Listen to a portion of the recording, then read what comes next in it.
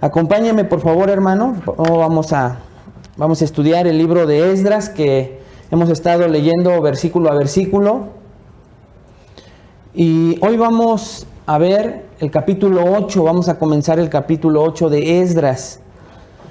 Y vamos a seguir viendo, pero hoy en especial, ¿se acuerda que hemos estado hablando de un tema, de un principio teológico muy importante que como iglesia Dios nos está enseñando? Y hoy en el capítulo 8, a partir del capítulo 8 lo vamos a ver a más detalle. Por eso es que titulé el mensaje Un ejemplo perfecto de la soberanía de Dios y la responsabilidad humana. Aquí vamos a ver un ejemplo perfecto de la soberanía de Dios que controla todo, como lo hemos estado viendo en estos últimos domingos, pero también de la responsabilidad humana que van acompañados. Aunque Dios tiene todo bajo control, siempre ha usado de instrumentos, de medios, de los que Él ha querido para cumplir sus propósitos. Y cuando son humanos, cuando son hombres, pues es una gracia inmerecida, es un regalo enorme, como lo vemos en Esdras, como lo vemos en David, Salomón, Saúl en su momento, Sansón, Moisés. Fueron instrumentos que Dios usó soberanamente para cumplir con sus propósitos. Y estos hombres también nos dejan ejemplo de lo que ellos tuvieron que hacer, de la obediencia que ellos tuvieron para ser ese instrumento perfecto que Dios utilizó en su momento para diferentes propósitos. Y aquí en el capítulo 8, hermanos, si ya llegó ahí, vamos a comenzar a ver este ejemplo perfecto de la soberanía de Dios y la responsabilidad humana. Así que vamos a darle lectura a los primeros 14 versículos. No se espante, no empiece a ver algo raro en estos 14 versículos, ni piense por ningún motivo que Dios nos va a hablar. Hoy se va usted a maravillar con lo que Dios tiene para nosotros en este pasaje. Así es que vamos a darle lectura.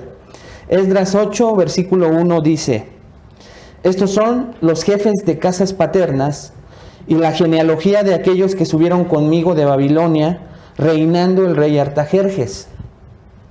De los hijos de Fines, Gersón; de los hijos de Itamar, Daniel; y de los hijos de David, Atus; de los hijos de Secanías y de los hijos de Parós, Zacarías, y con él en la línea de varones 150. De los hijos de Pahat Moab, Elionabi, hijo de Seraías, y con él 200 varones. De los hijos de Secanías, el hijo de Jaziel, y con él 300 varones. De los hijos de Adín, Ebed, hijo de Jonatán, y con él 50 varones. Versículo 7, por si ya se perdió. De los hijos de Elam, Jesaías, hijo de Atalías, y con él 70 varones. De los hijos de Cefatías, Zebadías, hijo de Micael, y con él 80 varones. De los hijos de Joab, Obadías, hijo de Jeiel, y con él 218 varones. De los hijos de Selomit, el hijo de Josifías, y con él 160 varones. De los hijos de Bebai, Zacarías, hijo de Bebai, y con él 28 varones. De los hijos de Asgad, Joanán, hijo de Acatán, y con él 110 varones. De los hijos de Adonicam, los postreros, cuyos nombres son estos: Elifelet, Jeiel y Semaías, y con ellos 70 varones. Y de los hijos de Bigvai, Utai y Zabud, y con ellos 70 varones.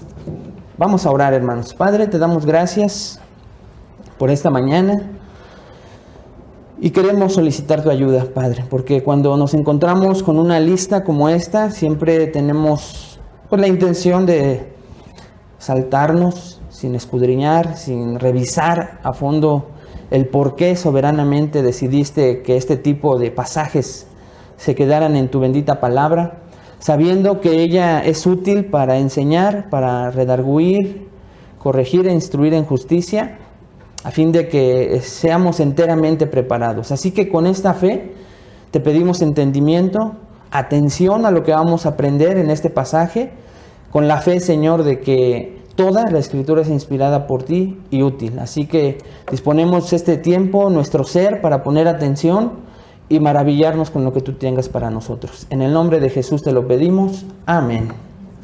Sí dijo amén, hermano, porque si no se va a dormir, Entonces, para comenzar, recordemos que estamos estudiando en el libro de Esdras el tema principal, sin salirnos de ese tema, porque hay un tema principal en el libro. Estamos estudiando, recuerde, la fidelidad de Dios de restaurar a su pueblo por medio de su palabra.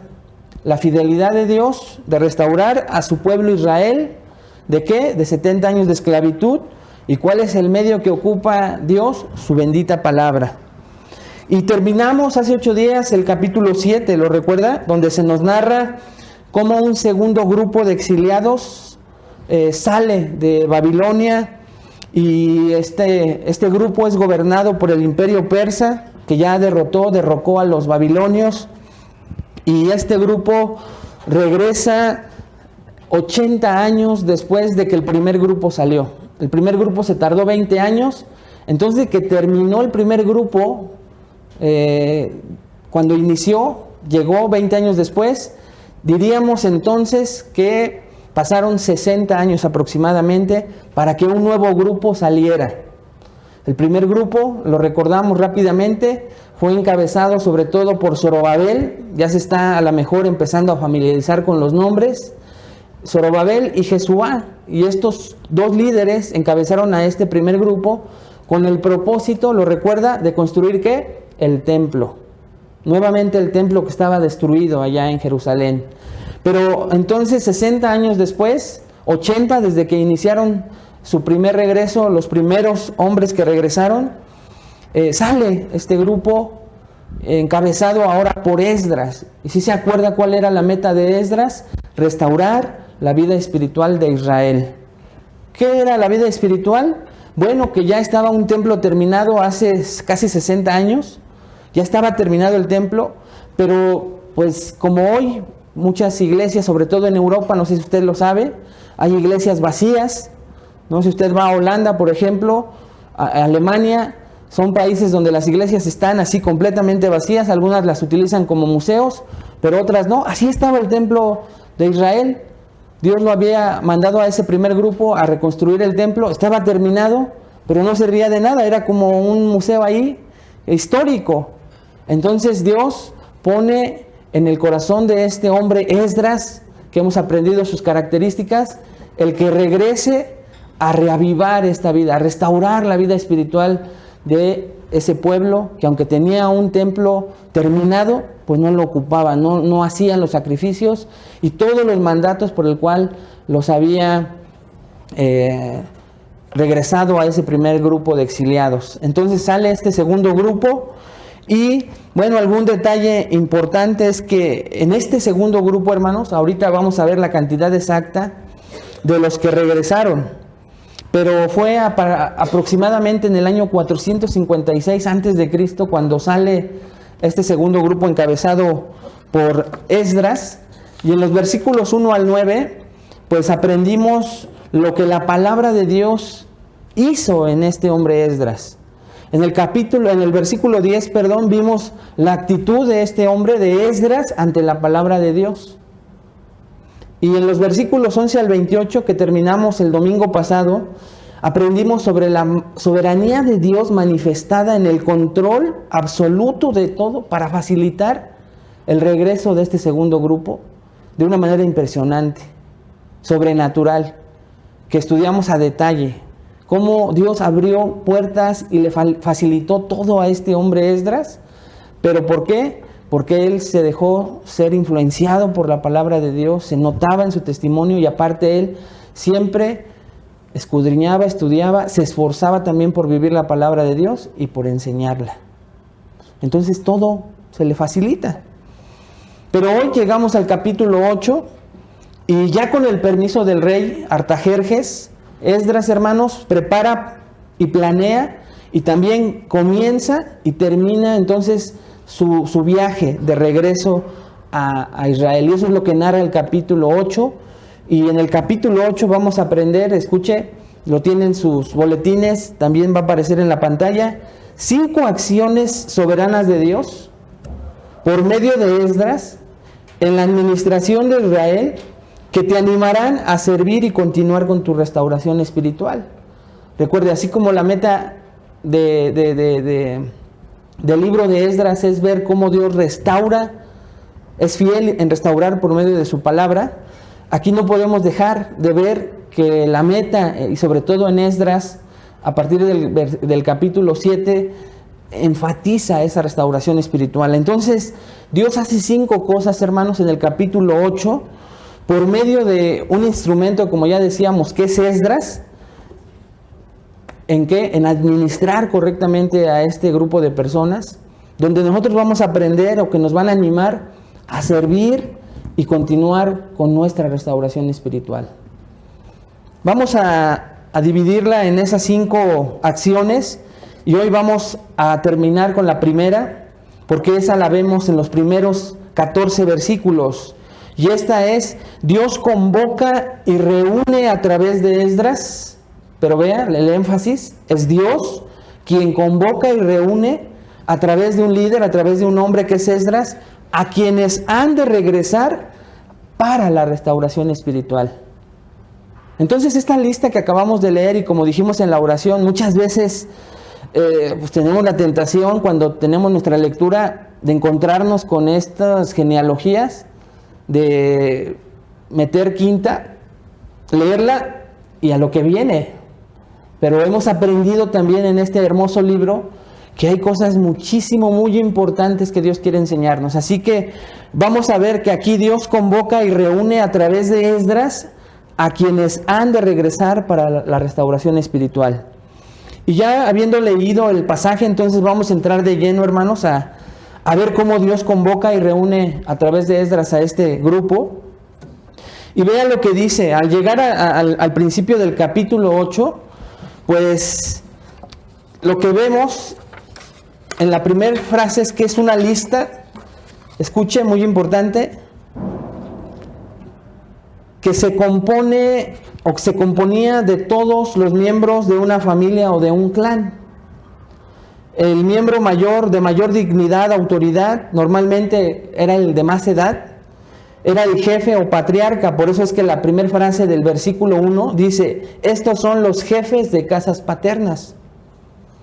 Ok, entonces los judíos estaban tan bien organizados que dentro de las 12 tribus de Israel, como lo vamos a ver a continuación, tenían como un clan, y el de más edad muchas veces era lo normal, era el más sabio, era el que encabezaba a esa tribu, y a ese se le denominaba jefe de las casas paternas. Por eso es que comienza con la frase en el versículo 1. Recuerde, le va a ayudar mucho que usted se sitúe en su Biblia, en Esdras, porque vamos a ir leyendo. Y fíjese lo que dice a continuación. Versículo 1. Y la genealogía de aquellos que subieron conmigo de Babilonia. Bueno, ¿por qué Dios inspira a Esdras, hermanos, a decirnos que estos eran ya no la lista completa como en el capítulo 2? ¿Se acuerda que también vimos una lista enorme? Pero aquí se reduce solo a que Dios, a través de Esdras, nos nombre a los líderes y al representante actual. Fíjese lo que dice a continuación. Donde también nos dice en qué tiempo: en el reinado del rey Artajerjes. O sea, fue inmediatamente después de que el rey edicta la carta, se envía. No pasó mucho tiempo, y dice el versículo 2, de los hijos de Fitnes. ¿Quién es Fitnes? Porque de los hijos de Fitnes se manda ¿a quién? Dice ahí. ¿Sí está conmigo en Esdras? A Gersón. Muy bien, muchas gracias. Entonces se menciona otra vez de los hijos de Itamar, y dice a quién enviaron: a Daniel, ¿ya lo vio? Y de los hijos de David, también el tercer enviado es un hombre llamado Atus, o en hebreo Hatus. Esto es muy importante verlo, porque a quien quiere enfatizar Dios es solo a 2 personas: al jefe de casas paternas. Pero ese jefe de casas paternas, ¿a quién envía como representante? ¿Ok? ¿Ya lo vieron? Entonces, los primeros 3 nombrados que encabezaban esta lista eran Gersón, Itamar, Gersón, Daniel y Atus. ¿Ya lo vio? Entonces, ponga mucha atención. La palabra genealogía del versículo 1 no se refiere en relación a todos los antepasados del jefe de la familia, sino solo a quién, a uno. Incluyendo cada una de las generaciones tampoco, no incluye a todas las generaciones, sino solo al antepasado que ha dado su nombre al clan. Como que todas las tribus de Israel o los mismos sacerdotes, porque esta primer lista de estos 3 hombres, escuche con mucha atención, Gersón, y Daniel y Atus son de una línea sacerdotal, de una línea real. ¿Cómo lo sabemos, hermanos? Vea lo que dice Éxodo 6:25. Por favor, Éxodo 6:25. Y Eleazar, hijo de Aarón, ¿se acuerda quién era Aarón? Aarón fue el primer sacerdote. Este primer sacerdote fue elegido ¿por quién? Por Dios mismo, cuando estaba caminando en el éxodo de regreso a la tierra prometida. Bueno, no de regreso, de camino a la tierra prometida. Se construye ahí donde iba a estar la presencia de Dios y dice: sepárame a Aarón y a sus familiares para que me sean sacerdotes, dice el Señor. Vean lo que sigue diciendo Éxodo 6:25. Y Eleazar, hijo de Aarón, tomó para sí mujer de las hijas de Futiel, la cual dio a luz ¿a quién? A Fines, del que está hablando nuestro versículo 1 de allá de Esdras. Y estos son los jefes de los padres de los levitas por sus familias. Ok. Entonces no se está equivocando en la lista que nos está dando. Hay congruencia porque conocemos a Fines, y Fines fue un hijo de Aarón, y Aarón fue el primer sacerdote. Dios, pensando en esto, envía entonces a su primer representante, que es este hombre Gersón, que era hijo de Fines. Vea Éxodo 6:23, 2 versículos adelante. Y tomó Aarón, es el sacerdote Aarón, por mujer a Elizabeth, hija de Aminadab, hermana de Nazón, la cual dio a luz a Nadab, Abiú, Eleazar, y vea el último nombre, ¿quién es? Itamar, ¿ya lo vio? Y Itamar manda como representante en Esdras 8:2, ¿a quién? A Daniel, porque dice, de los hijos de Itamar, ¿quién va? Daniel. Y muy interesante, de los hijos de David, ahí sí tenemos que ir. Entonces, lo que quiero que entienda es primeramente que Dios no se está equivocando en nombrar a cada persona y el por qué la nombra. Todo tiene un porqué y a Dios no se le está yendo ningún detalle, hermanos. Dios es soberano y Dios está convocando. Dios es el que a través de Esdras está haciendo la convocatoria. Ya se les avisó. Y Dios controla a quienes están llegando, ¿ya se dio cuenta? Él los está escogiendo. Son escogidos de parte de Dios, y esto nos va a ayudar mucho a lo que vamos a aprender esta mañana. La mayoría eran de las mismas familias, escuche, muy importante, no eran los mismos, eran de las mismas familias que acompañaron a Zorobabel en el primer viaje, casi 80 años, en el primer viaje, después, 80 años después. Note, por ejemplo, las siguientes comparaciones, solo anótelas. Los hijos de Paros, que vamos a leer en Esdras 8:3, se nombran en Esdras 2:3. Los hijos de Elam, que se van a nombrar en Esdras 8:7, se nombran en Esdras 2:7. Y los hijos de Adonicam, que se nombran en Esdras 8:13, también se nombran en Esdras 2:13. Les dejé para que ustedes lo puedan anotar: 8:13 con 2:13, 8:7 con 2:7 y 8:13 con 2:13. Ahí son las mismas listas, pero no son las mismas personas, porque el primer grupo tenía 80 años de haber salido. Entonces, si se dan cuenta, ahorita lo vamos a notar, estos son familiares de aquellos que habían regresado en el primer viaje.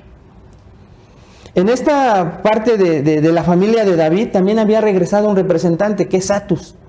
Y la Biblia también nos da detalles de este Atus. Vea conmigo Primera de Crónicas 3, 10 al 24.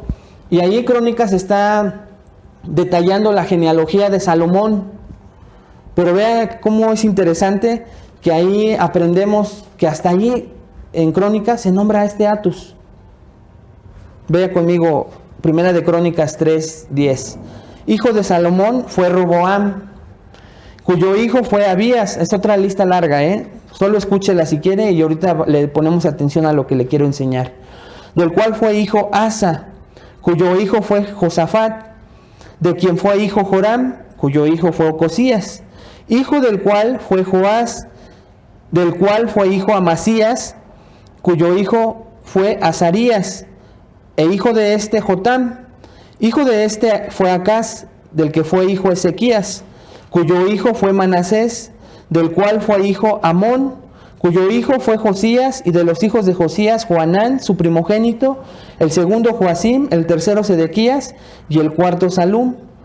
Los hijos de Joacim, Jeconías su hijo del cual fue Sedequías, y los hijos de Jeconías, Asir, Salatiel, Malquirram, Pedaías, Senazar, Jecamías, Josama y Nedabías. Los hijos de Pedaías, Zorobabel. Esto es importante, hago una pausa. Ya encontramos aquí a Zorobabel, ¿ya se dio cuenta? ¿Y Zorobabel quién es, hermano? El que lideró el primer grupo de judíos que regresó 80 años antes. Muy importante. Entonces Zorobabel también tiene descendencia en David, ¿ya se dio cuenta? Y Simei, y los hijos de Zorobabel, Mesulam, Hananías, Selomit, su hermana, versículo 20, y Jasuba, Oel, Berequías, Hasadías y Jusab, Geset, 5 por todos. Los hijos de Ananías, Pelatías y Jesaías, su hijo Refaías, su hijo Arnán, su hijo Abdías, su hijo Secanías. Versículo 22, hijo de Secanías fue Semaías, y los hijos de Semaías, y aquí viene ya, mire, ya estoy sudando, no es literal. Ya llegamos, y el versículo 22 dice Atus, ¿ya lo vio? Igal, Barías, Nearías y Zafat, 6. Los hijos de Neraías fueron estos 3, Elioenai, Ezequías y Aricam. Y los hijos de Elionai fueron estos 7, Odavías, Eliasib, Pelaías, Acub, Joanán, Dalaías y Anani. Entonces, hermanos, parece que es intrascendente, pero cuando empezamos a leer todos estos tipos de nombres, nos empezamos a dar cuenta que cuando Dios está escribiendo a través del autor de Esdras, esta enorme lista, Dios no se está equivocando. Dios sabe quiénes y para qué regresan por segunda vez en este grupo a Jerusalén, con la encomienda ahora de restaurar la vida espiritual de Israel. No tenemos ni idea de por qué, por ejemplo, este Atus se encontraba en Babilonia, porque es de los que salen como representantes de David. Después que su tatarabuelo, ¿quién era su tatarabuelo? Zorobabel. Ya había encabezado al primer grupo, pero ahí está Atus. ¿Por qué, hermanos? Ahorita lo vamos a contestar, pero empieces a preguntar, ¿por qué si Atus conocía o era descendiente de Zorobabel, por qué estaba ahí? ¿Qué había pasado no solamente con Atus, sino con todos los demás que estaban? Mire cómo estaban, escuche con mucha atención. Habían sido separadas las familias por las decisiones que habían empezado a tomar desde el primer regreso. Lo que nos indica, hermanos, algo muy importante. Unos habían decidido regresar en el primer viaje y otros no. Otros se habían quedado. Muy importante. Ahorita va a ver por qué. De manera muchísimo más breve, pero con un propósito especial, ya vimos en los primeros 2 versículos cómo hay una congruencia entre el por qué se estaban enviando a ciertos nombres. Pero ahora de manera breve, de los versículos 3 al 14, vemos los nombres de hombres procedentes de las casas sacerdotales. Y usted, si lo nota, son 12 nombres, del versículo 3 al 14, son 12 nombres de los jefes de las casas paternas que encabezan a quien envían ellos. Y veamos lo que significa los nombres, escuche bien, esto es lo que vamos a aprender esta mañana. ¿Qué significaban los nombres de todos estos hombres? Porque tienen mucha relevancia. Vea el versículo 3. De los hijos de Secanías y de los hijos de Parós, ¿quién iba a regresar, hermanos? Zacarías. Y con él la línea de varones, y en total de los hijos de Secanías y de Parós, Zacarías iba a encabezar de esa tribu a 150 varones. ¿Ya se dio cuenta? Vea dos cosas. ¿Cuántos varones iban a salir con él? 150. Vea lo que significa Secanías. Secanías significa Jehová ha establecido su morada. Y Zacarías, que fue el nombre del hombre que regresó, significa Jehová recuerda. Muy importante, ¿eh? Escuche. Secanías, Jehová ha establecido su morada. Zacarías, Jehová recuerda, Jehová no olvida. Jehová está al pendiente. Y de estos hombres iban a regresar 150 varones. Vea el versículo 4. De los hijos de Pahat Moab, Elioeani, hijo de Seraías, y con él 200 varones. Entonces, un poquito más breve. De los hijos de Pahat Moab iba a regresar un hombre llamado Elioani. ¿Ya se dio cuenta? ¿Qué significa Elioani? Sobre Jehová están mis ojos. O en otras palabras, solo tengo ojos para Jehová. Eso, si alguien le quiere poner Elioani a su hijo, cuando los tengan jóvenes, es un hermoso nombre, ¿no? ¿Ya lo vio? Sobre Jehová están mis ojos, o solo tengo ojos para el Señor, para Jehová. Esto nos recuerda algo también del Salmo 25:15, que dice: mis ojos están siempre hacia Jehová, porque Él sacará mis pies de la red. El salmista sabía dónde tenía que estar fija su mente, ¿se da cuenta? Pero Elioani significaba eso. Seraías, que es el otro nombre que se menciona en el versículo 4, significa Jehová ha resplandecido. Muy importante, hermanos, ¿eh? No se me aburra, porque es necesario que lo expliquemos. Versículo 5, ya nada más nos faltan 9, 9, 9, 9, como dice la canción. De los hijos de Secanías, ¿quién iba a regresar? El hijo de Jaziel, y con él 300. ¿Qué dice ahí otra vez, hermanos? Varones. Jaziel significa Jehová ve. Jehová no deja de ver. Pero otra vez, del versículo 6 dije: de los hijos de Adín iba a regresar un hombre llamado Ebed, que era hijo de Jonatán, y con él 50, ¿qué, hermanos? Varones. Participe conmigo para que no le dé sueño, ¿ok?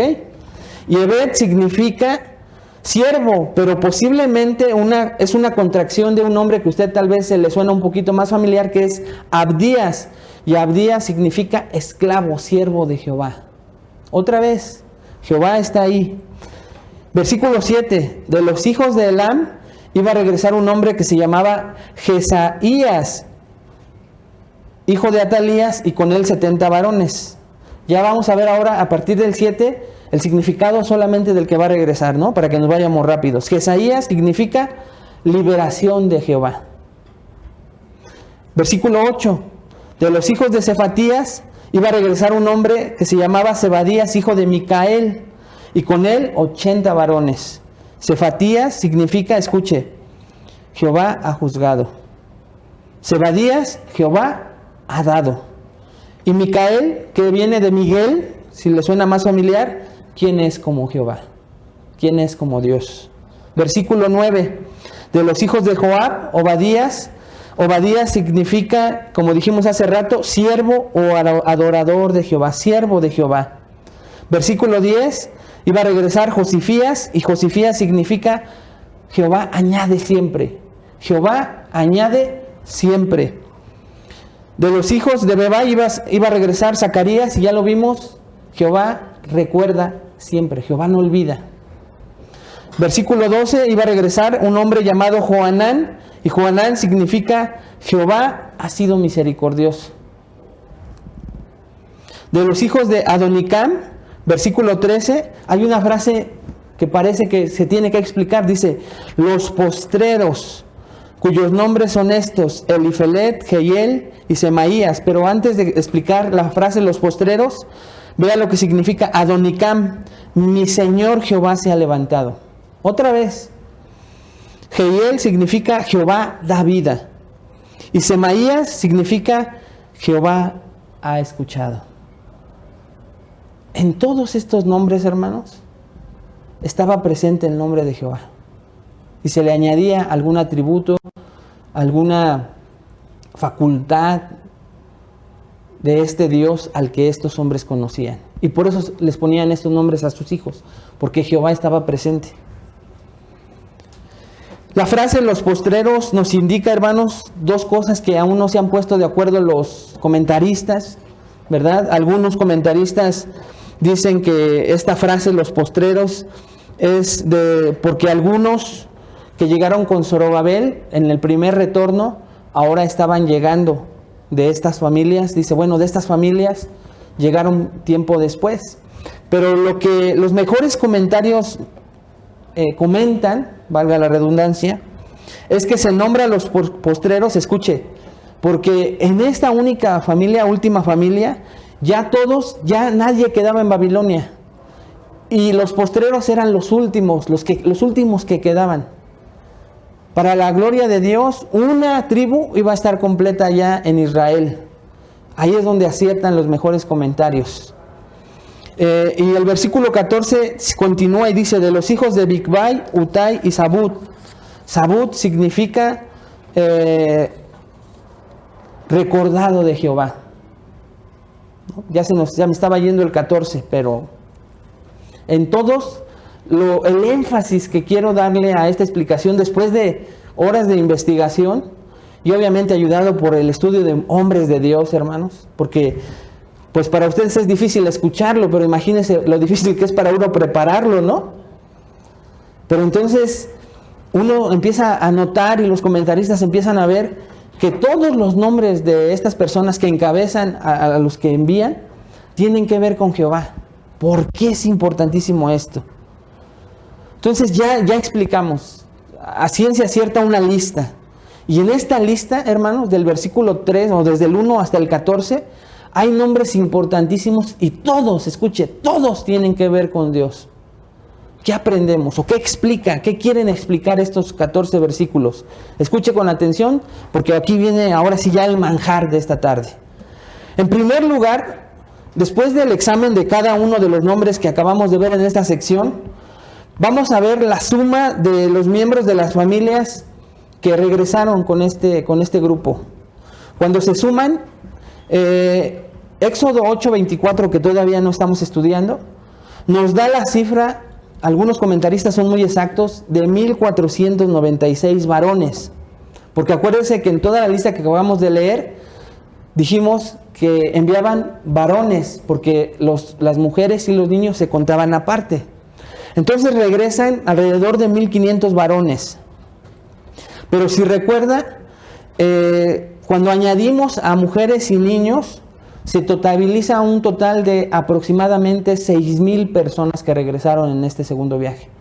Y usted podrá decir que 6000 pues son muchos. Pero en el primer retorno, hermanos, habían regresado casi 50,000 personas. Ahora son menos. ¿Ya vio la gran diferencia? 44,000 nada más aproximadamente. ¿Por qué? ¿Qué está pasando? Obviamente tal vez ya son menos, pero hay un tercer regreso, lo cual indica que todavía hay personas ahí.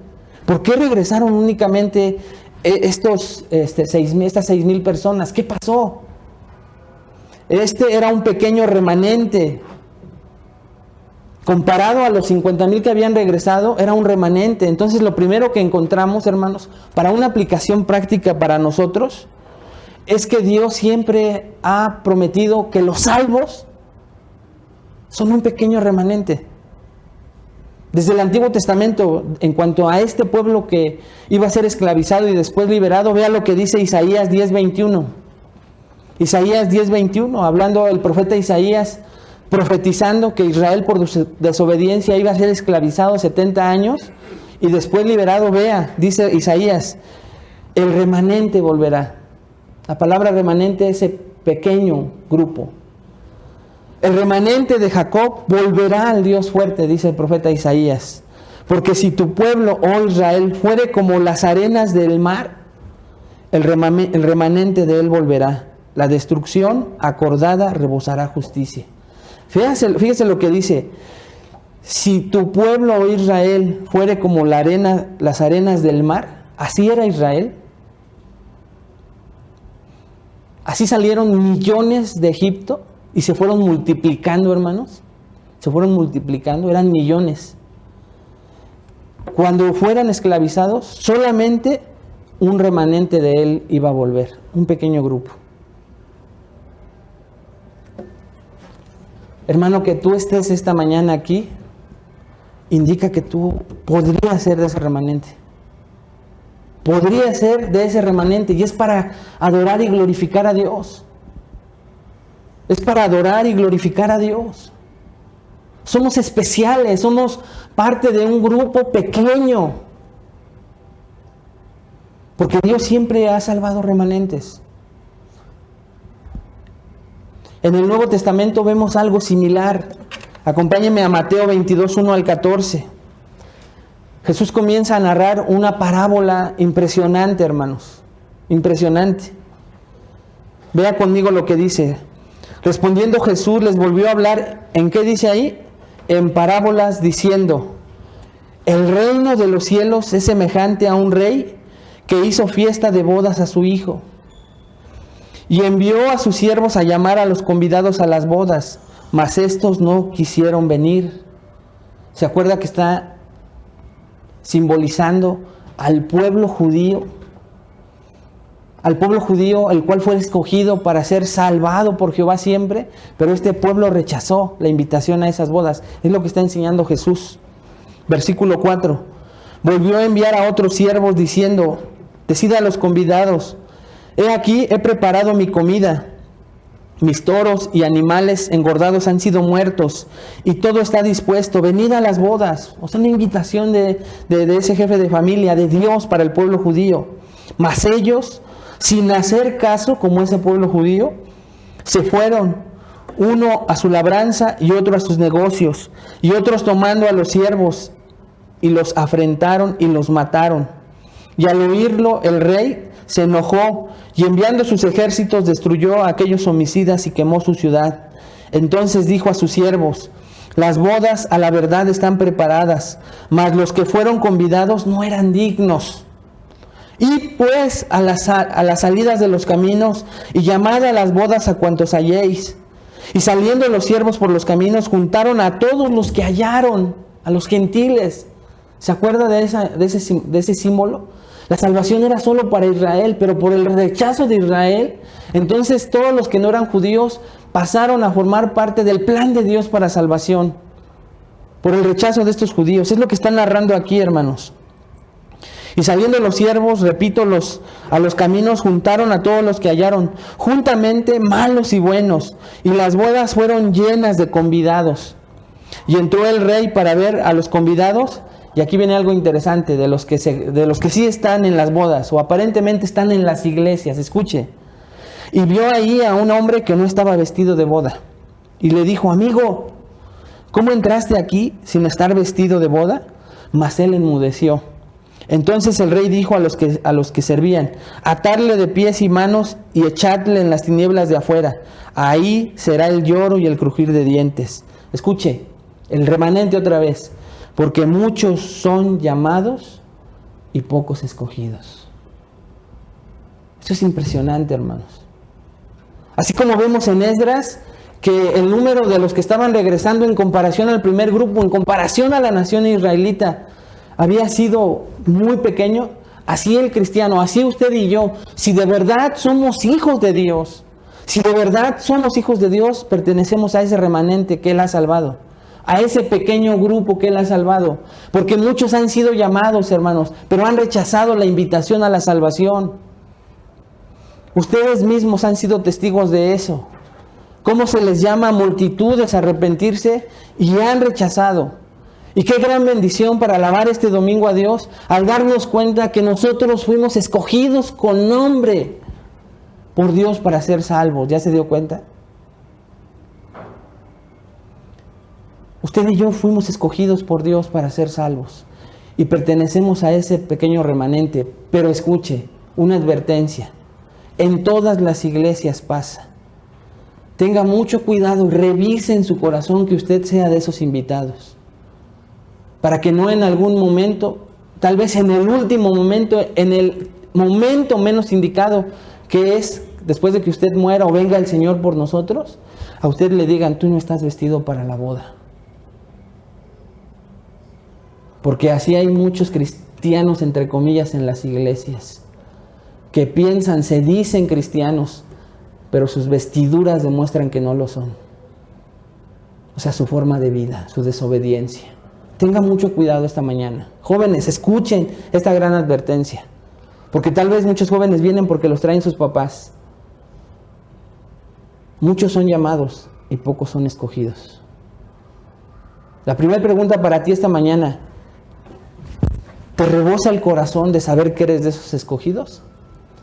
¿O estás dudando? Si estás dudando, arrepiéntete. Vístete para las bodas. Este camino, hermanos, no es fácil. ¿Te gustaría, a ti hombre, a ti mujer, te gustaría de verdad, ahora sí que dormirte en tus laureles? Pensar que has tenido una religión de haber venido todos los domingos. Bueno, algunos, ¿verdad?, fieles, algunos otros, tristemente no. Y que llegue el momento en que, como dice terroríficamente Mateo 7:21, en tu nombre hicimos esto, en tu nombre hicimos aquello, apártense de mí, no los conozco, hacedores de maldad. Pero en el contexto de Mateo, no estás vestido para la boda. No estás vestido, átenle y échenlo a las tinieblas, fuera de ahí, de las bodas, fuera de las bodas, hermano. Porque muchos son llamados y pocos escogidos. Escuche, fuera de las iglesias y también dentro de las iglesias. Otra parábola que nos ilustra esto. Lucas 13, 22 al 30. Pasaba Jesús por ciudades y aldeas, enseñando y encaminándose a Jerusalén. El Señor Jesús ya va camino a Jerusalén. Y alguien le dijo: Señor, ¿son pocos los que se salvan? Fíjense qué pregunta tan impresionante de alguien, ¿no? No dice quién. Dice, alguien le dijo: Señor, ¿son pocos los que se salvan? Vean la respuesta, hermano. Y él les dijo: esforzaos a entrar por la puerta angosta. Esforzaos a entrar por la puerta angosta. O sea, el camino cristiano, andar por el camino cristiano no es fácil. Pero esfuérzate, dice Jesús. Porque os digo que muchos procuran entrar y no podrán. Después que el padre de familia se haya levantado y cerrado la puerta, o sea, Dios, y estando fuera, empecéis a llamar a la puerta diciendo: Señor, Señor, ábrenos. Él respondiendo les dirá: no sé de dónde sois. Entonces comenzaréis a decir: delante de ti comimos y hemos comido y bebido, y en nuestras plazas enseñaste. Pero os dirá: os digo que no sé de dónde sois. Apartaos de mí, todos vosotros hacedores de maldad.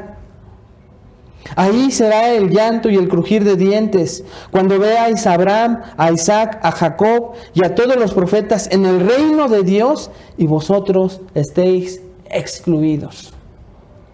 Porque vendrán del oriente y del occidente, del norte y del sur, y se sentarán a la mesa en el reino de Dios. Y he aquí hay postreros que serán primeros, y primeros que serán postreros. Hermano, lo que estamos viendo en Esdras aplica a nuestras vidas. Estás enlistado, te sientes enlistado, te sientes indignamente parte del pueblo, de la familia de Dios. Y más que asegurar tu salvación, hermanos, con tus propias palabras, incluso con principios bíblicos, lo asegura la vida transformada que Dios ha determinado que tengas a partir de que te salvó. ¿De verdad estás vestido? ¿De verdad te estás esforzando por entrar por el camino angosto? Porque por el ancho muchos quieren entrar.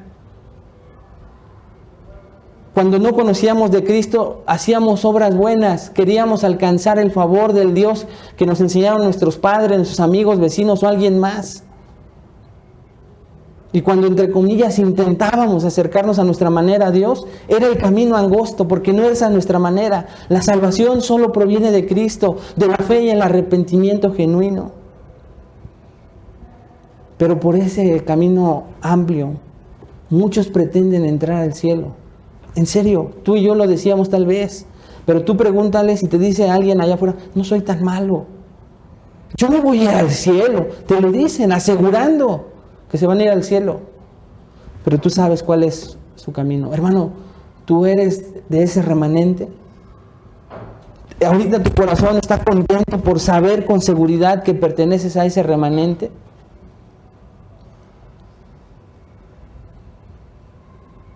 Donde se enseña lo contrario, hermano, las iglesias están llenas.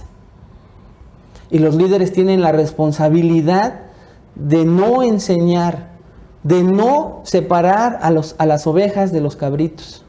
Con tal de tener gente, ofrendas, dinero, no predican de esta manera. Déjalos, Dios tocará en su momento. No hables de arrepentimiento, no hables del infierno. Mejor vamos a tocar temas suavecitos. ¿Para qué predicas si te estás esforzando por la puerta angosta? ¿Para qué predicas que si estás meditando, si estás vestido, listo para la boda, si hoy viniera el Señor? No, no prediques eso. Se te van a ir. Si son hijos, no se van. ¿Está de acuerdo conmigo? Si son hijos, no se van a ir. Van a recibir esta palabra y se van a esforzar por caminar por ese camino angosto. Se van a dar cuenta que en sus vestiduras hay cosas que hay que cambiar y van a tener el deseo de hacerlo. Y ese es el deseo de mi corazón esta mañana.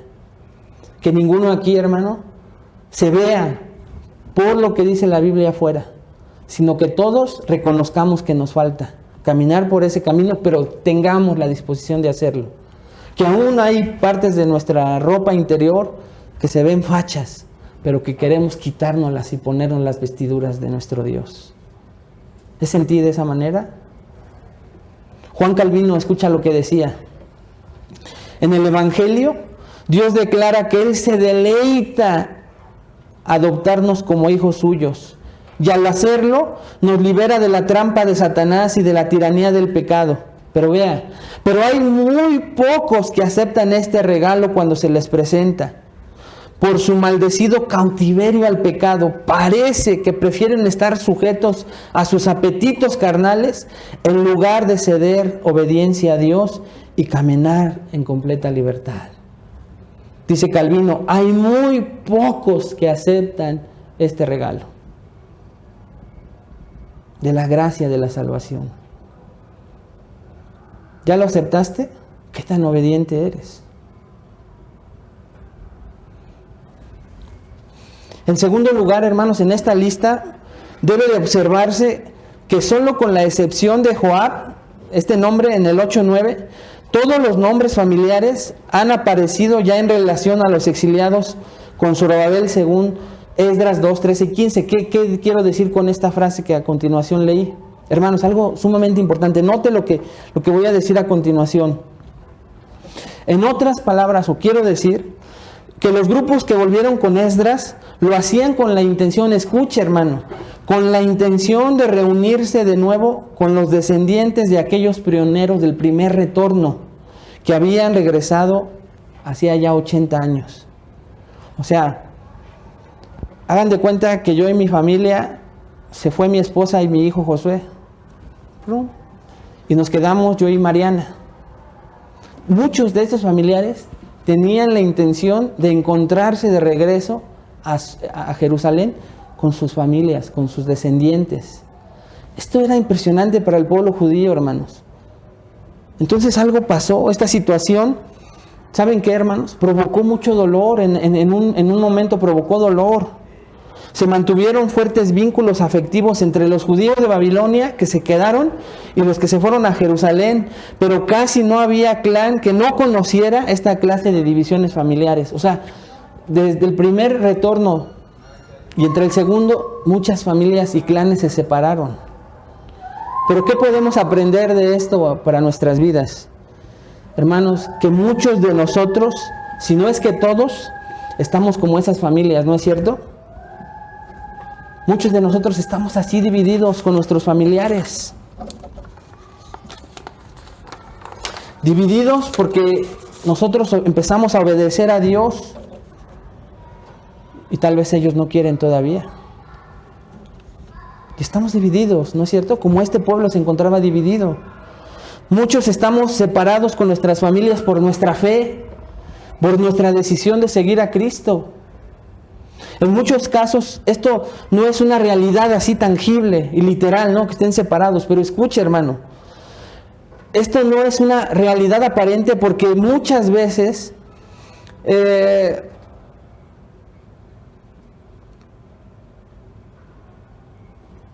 los cristianos hemos hecho concesiones con nuestros familiares. No ha habido división.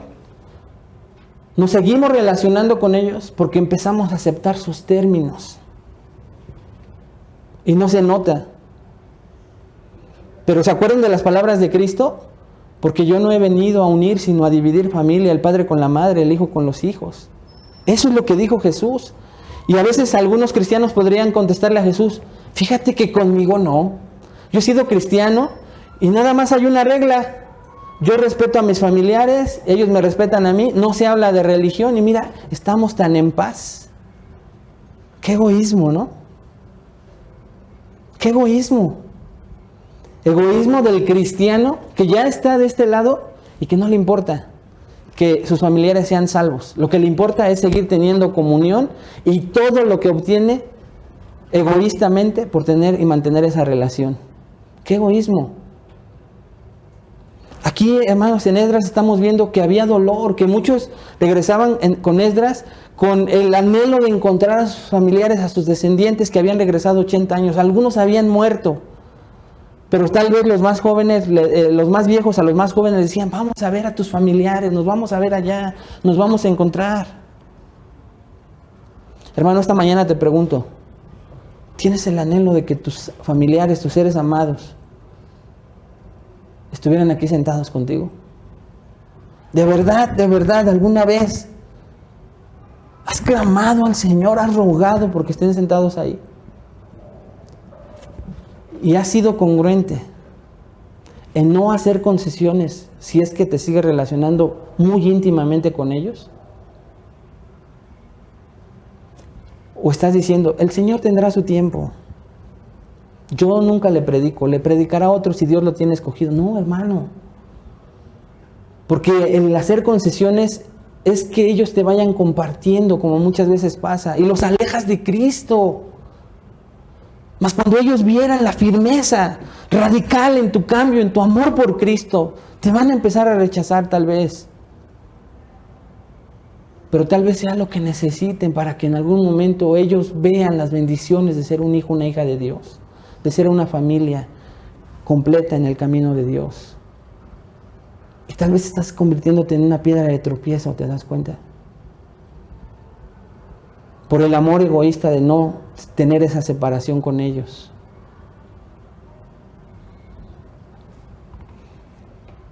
Estos cristianos han decidido no compartirles a sus familiares, aunque saben que si mueren sin Cristo se van a ir al infierno. Existe un pacto en el que por nada del mundo se permite la invitación a la iglesia o a estudios. Hermanos, esto es hasta en los niveles más íntimos. Padres cristianos permitiendo que sus hijos pequen deliberadamente por el miedo a que se vayan de la casa. Miedo de hombres de no tomar el sacerdocio y obedecen en todo lo que su mujer les dice.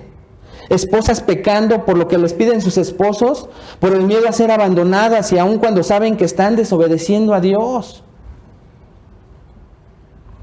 En todos estos casos, hermanos, el pecado es la idolatría de los hijos, de la pareja, antes que adorar y obedecer a Dios solamente.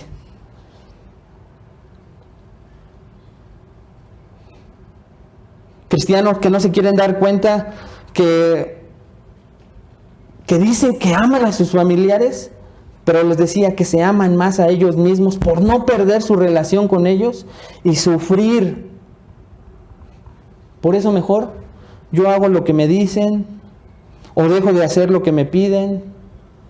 ¿Lo has hecho? ¿Has hecho concesiones, hermanos, con tus familiares? ¿No te gustaría mejor sufrir la separación por tú ya haber llegado al Israel celestial que es la iglesia y esperar que Dios los elija para que estén contigo aquí reunidos? ¿O prefieres ir tú a reunirte en su núcleo, en su infierno, en su mundo, en su manera de pensar? No con esto estoy diciendo que se separen, ¿me entiendes? Sino que cumplas el propósito más importante, que es que un día tú le digas al Señor, Señor, yo hice todo lo posible, no solamente con mi testimonio, sino que fui prudente y en su momento seguí evangelizando a mi padre, a mi madre, a mis hermanos, a mis tíos, a mis primos, y aprovechaba cada oportunidad que tenía, en donde prudentemente podía evangelizar. Jesús dijo lo mismo. ¿Te acuerdas, hermano, cuando llegaron y entre las multitudes alguien le dijo, te buscan, tu padre, tu madre y tus hermanos están allá afuera? ¿Te acuerdas qué contestó? Mi padre y mis hermanos, y volteó a ver a los que tenía alrededor, son los que hacen la voluntad de mi Padre que está en los cielos. Pero cuánto matriarcado hay en este país y aún en los núcleos cristianos. Hombres y mujeres que no se quieren separar de sus vínculos. Y qué bueno que no se separaran, pero no es para glorificar a Cristo, para compartir a Cristo. Es para recibir lo que no quieren dejar de seguir recibiendo, cosas materiales, emocionales. ¿Es tu caso?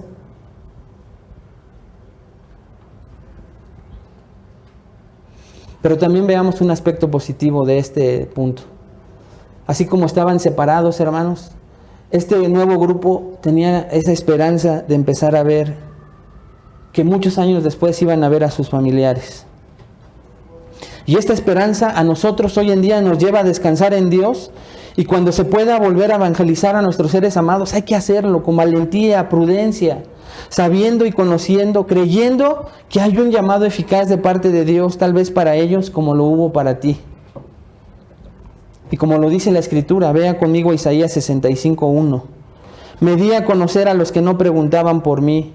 Dejé que me hallaran los que no me buscaban. A una nación que no invocaba mi nombre le dije, aquí estoy. Hablando de Israel. Juan 15:16. No me escogieron ustedes a mí, sino que yo los escogí a ustedes y los comisioné para que vayan y den fruto. Un fruto que perdure. Así el Padre les dará todo lo que le pidan en mi nombre. Y aún Hechos 13:47 nos dice algo impresionante. Porque así nos ha mandado el Señor diciendo, te he puesto para luz de los gentiles, a fin de que seas para salvación hasta lo último de la tierra. A fin de que seas para salvación hasta lo último de la tierra. Pablo tenía una pasión porque sus hermanos judíos se salvaran. Vea Romanos 10:1. Dice Pablo, hermanos, ciertamente el anhelo de mi corazón y mi oración a Dios por mi sangre, por mi país, por mi nación, por mis hermanos israelitas, dice ahí, fíjate lo que sigue, es para que yo siga conviviendo por el gran amor que les tengo. No, dice, para salvación. Esa es la meta, hermano, que veas que si todavía tienes la bendición de tener a tus padres, la meta es que si tú ya estás en este camino, tengas la esperanza, ruegues al Señor porque los alcance, porque un día van a tener que partir. Y qué gran bendición es que tú hayas sido el Esdras, el instrumento por el cual ellos oyeron del Evangelio de Cristo y entregaron sus vidas a Cristo, y un día los vas a ver en el cielo. Un día los vas a ver en el cielo. Juan Calvino también decía algo en cuanto a esto. Dado que nadie está excluido de invocar a Dios, la puerta de la salvación está abierta a todos. No hay nada que nos impida entrar por ella, pero solo nuestra propia incredulidad. Solo nuestra propia incredulidad. Tal vez muchos hermanos aquí sentados no creemos que Dios puede salvar a nuestros familiares. Los vemos tan duros, tan difíciles, pero Dios es el Dios poderoso. Si pudo contigo, hermano, que a lo mejor es más duro, ¿no podrá con tus familiares? Claro que sí. pero necesitamos tener la esperanza y el anhelo, hermanos, de que algún día los podamos ver sentados aquí, y no siempre nosotros sentados en su mesa, su mundo, sus pensamientos. En tercer lugar, vemos la estrategia de Esdras. Si usted se da cuenta, vemos que el énfasis, y lo repetí, recae sobre el liderazgo masculino. ¿Ya se dio cuenta? Dice varones, varones, varones. Aquella, hermanos, pues era una sociedad patriarcal, y si ciertamente en nuestros tiempos eso ha cambiado, vemos en la familia, en la iglesia, en los trabajos, en todos lados, cómo el mundo ha girado para distorsionar el diseño de Dios. Si usted ve conmigo Génesis 1:26, en la creación del hombre, dice: entonces dijo Dios, hagamos al hombre a nuestra imagen, conforme a nuestra semejanza, y señoree en los peces del mar, en las aves de los cielos, en las bestias, en toda la tierra y en todo animal que se arrastra sobre la tierra. Pero vea lo que dice el versículo 27.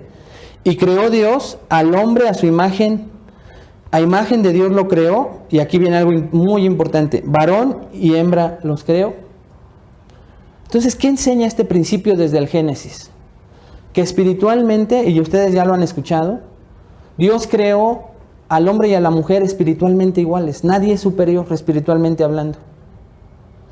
Pero los creó con funciones diferentes. Ese es el diseño de Dios. Espiritualmente iguales, pero con funciones diferentes. ¿Qué tipo de funciones? Y lo hemos estado viendo, pronto lo va a ver en YouTube, en Facebook. El diseño de Dios para el matrimonio. Vea lo que dice Génesis 2:7. Entonces Jehová Dios formó al hombre del polvo de la tierra y sopló en su nariz aliento de vida, y fue el hombre un ser viviente. Pero fíjense, Génesis 1:26 habla de la creación del hombre y la mujer. Y unos versículos adelante, en Génesis 2, es el mismo sexto día de la creación, hermanos, pero el orden de cómo creó Dios y a quién creó primero. No los creó en el mismo instante, sino en el sexto día a los dos, pero en eventos diferentes. Y en el versículo 7 de Génesis 2 dice: entonces Jehová Dios formó al Adam, al Ish, al hombre, del polvo de la tierra, y sopló en su nariz aliento de vida, y fue el hombre un ser viviente. Todavía no crea a la mujer. Génesis 2:15.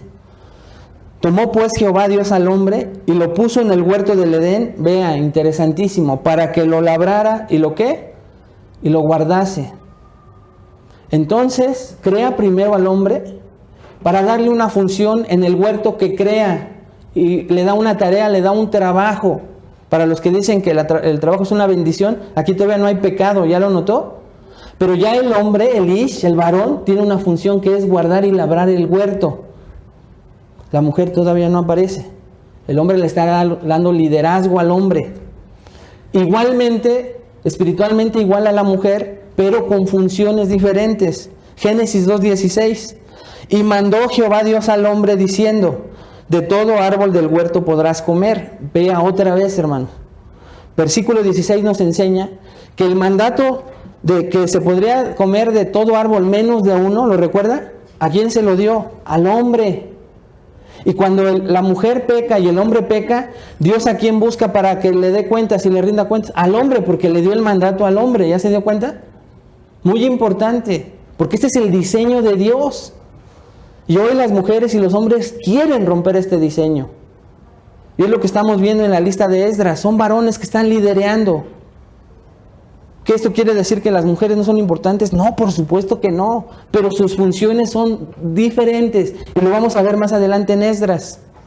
Espiritualmente iguales, pero con funciones diferentes. Aquí el hombre ya está trabajando en el huerto y ya recibió un mandato de Dios. Y hermano, la mujer todavía no es creada.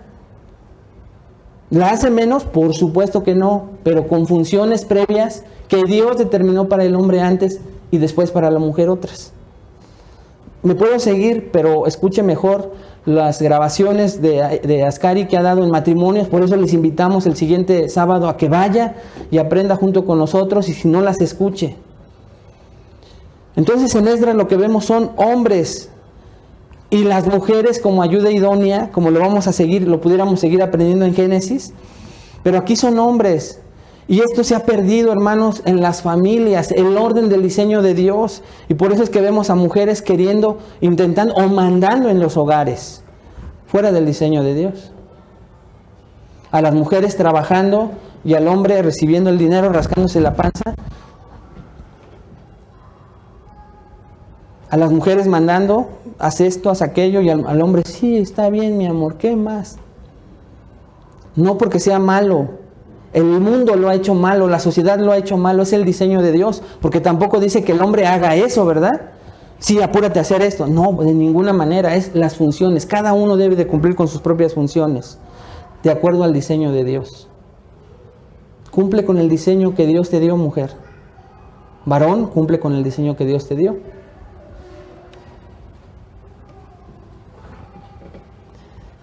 Y por último, en cuarto lugar, y para terminar, hermanos, vimos el significado de los nombres, ¿se acuerda? Esto refleja, hermanos, la fe de los padres y su confianza en la providencia siempre y absolutamente de Dios. Y por eso nombraban con un atributo a sus hijos, porque seguían confiando en Dios, conocían a Dios. Y al conocer a Dios personalmente, podrían nombrar a sus hijos de la siguiente manera, ¿no? Como ya vimos toda la lista, y como en todos los nombres de sus hijos está Jehová presente. Jehová ve, Jehová recuerda, Jehová salva, Jehová, etcétera, etcétera, etcétera. Pregunta para ti esta tarde. ¿Tú puedes decir de Jehová a quien estás conociendo eso? Cuando estás en un momento de tentación y de prueba, ¿recuerdas que Jehová recuerda, que no olvida, que está pendiente de ti? ¿Te das cuenta de la gran diferencia cuando vas a ese atributo de Dios y te acuerdas y abrazas ese nombre de Jehová y dices, no, Dios sabe y tiene control de esto? Y Jehová recuerda mis peticiones, Jehová recuerda mis aflicciones, Jehová está en medio y en control de todo este problema.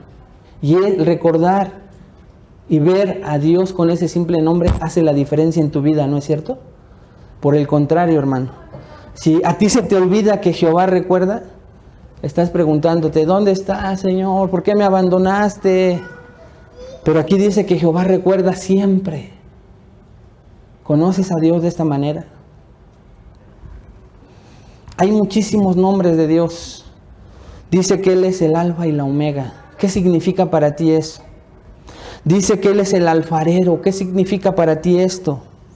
Dice que es el Altísimo Santo. ¿Qué significa para ti? Dice que es celoso. ¿Qué significa para ti?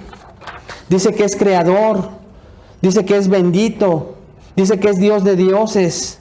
Dice que es maestro, magnífico hacedor, oidor de la oración. Es Padre, Pastor, Redentor, Rey de la eternidad, Roca, Salvador, Santísimo, Señor, Dueño, Amo, Supremo, Todopoderoso. ¿Conoces al Señor de esa manera? No lo conocemos de esa manera. ¿Y sabes dónde nos damos cuenta? En que muchas veces no utilizamos no solo los nombres de manera mágica, sino recordar que esos nombres que Dios dejó en su palabra es para recordarme a mí que Dios tengo. Y entonces poner mi confianza en Él, descansar en Él y no luchar en mis propias fuerzas y desgastarme, como antes de no conocer de Él lo hacíamos. Pero ya lo conoces, hermano. Pero reconoce esta mañana que no lo conocemos por sus nombres, como la Biblia lo revela, cómo se le presentó en cada nombre a cada hombre, cada mujer de la Biblia. No lo conocemos. Tengamos los años que tenemos, no lo conocemos todavía. Esta lista de estos hombres, de estos patriarcas, conocían al Dios de Israel, por lo menos un poco más que nosotros. Vamos a orar. Padre, te damos gracias. Gracias, Señor, porque a pesar de pensar al inicio de esta prédica que no podíamos encontrar nada en una lista tan larga, Señor, hoy tú nos ayudas a recordarnos, Padre, que pertenecemos a ese pequeño remanente, bendito, escogido por ti, Señor. Reafirma en nuestros corazones que somos de ese remanente. Que tu palabra esta semana nos dé la seguridad de nuestra salvación. Y que si encontramos, Padre, alguno de nosotros, alguno de los que nos escucha o nos ve, se da cuenta, Padre, que ha querido buscarte por el camino ancho, donde hay multitudes, se está equivocando.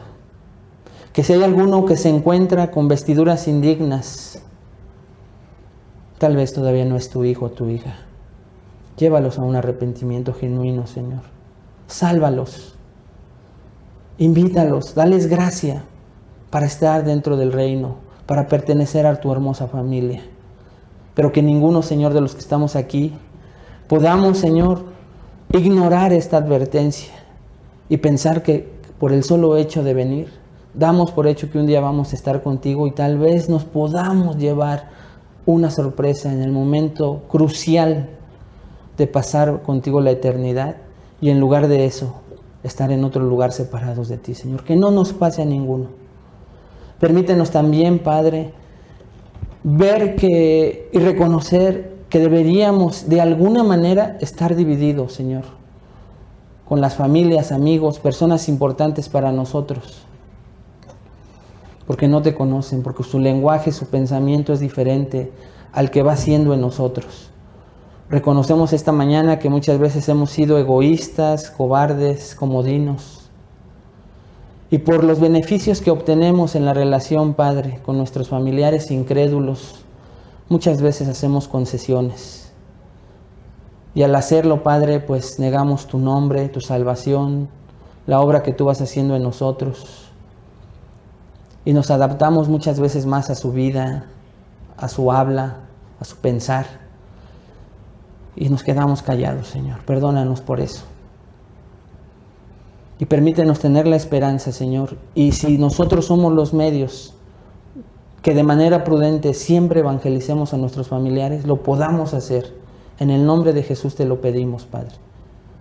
Para tener la esperanza, Señor, de que algún día aquí tendremos a nuestros familiares y así tú lo determinas, Padre. Te lo pedimos, te lo rogamos, que tengamos la pasión de Pablo, Señor, por los perdidos. Y más a los que decimos amar. Si en verdad los amamos, hay que pensar en su futuro, Señor, espiritual. Que no se nos olvide eso, Padre. Permite, Señor, a todos nosotros seguir aprendiendo en cuanto al diseño que tú nos muestras también de liderazgo patriarcal que vemos en Esdras. Que hoy, hombres y mujeres, aprendamos, Señor, y abracemos tu verdad, la verdad de tu palabra que dice que hombre y mujer son espiritualmente iguales, pero con diferentes funciones. Que aprendamos más de tu bendita palabra para enseñar a nuestra sociedad que se está equivocando demasiado en este aspecto, Señor, a competir. A el hombre y la mujer enseñorearse, competir el uno con el otro y todo el caos en que se está convirtiendo esto en nuestra sociedad, en nuestro país, en el mundo entero. Pero tú aprendimos la semana pasada, capacítanos por medio de tu palabra, para nosotros estar primeramente firmes en la verdad de tu diseño divino y después esforzarnos de vivirlo de esa manera. Por último, síguete mostrando a nosotros, Señor Jehová poderoso, santo, que entendamos cada vez más cada palabra, título de tu bendito nombre, Señor, porque reconocemos que aún no te conocemos lo suficiente. Te damos gracias, Señor, por tu bendita palabra, en el nombre de Cristo Jesús. Amén. Que Dios le bendiga, hermano.